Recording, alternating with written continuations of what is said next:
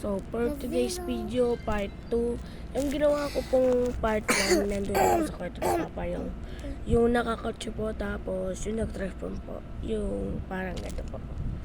Ito, pati po ito. Yan. Yan.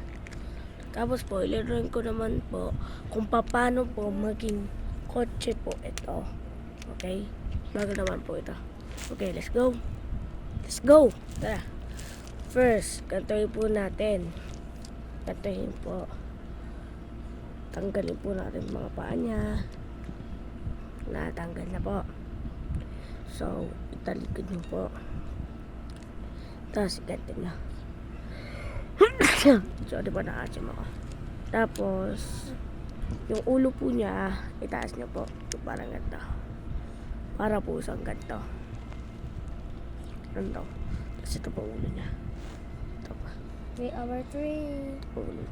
Second seat na lang. Tapos, yung kamay po niya, ganito niya po. I-push nyo lang po.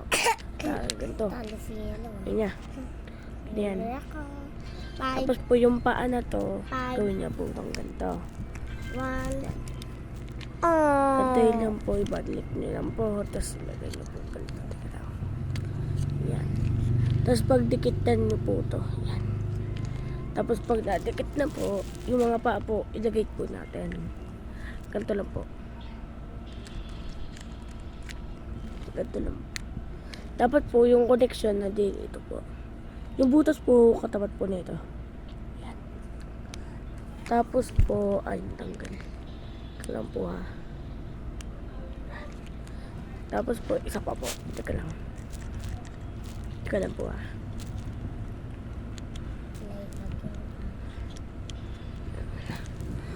Tapos, Boom.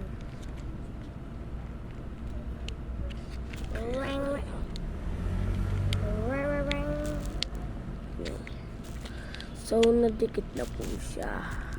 Yan na po, nakatransfer na po ng truck.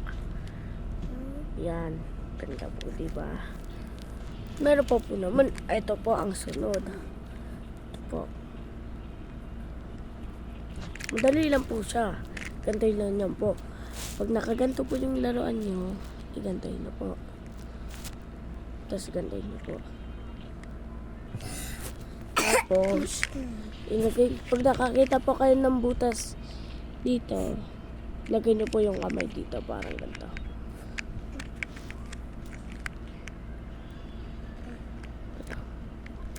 Ganyan.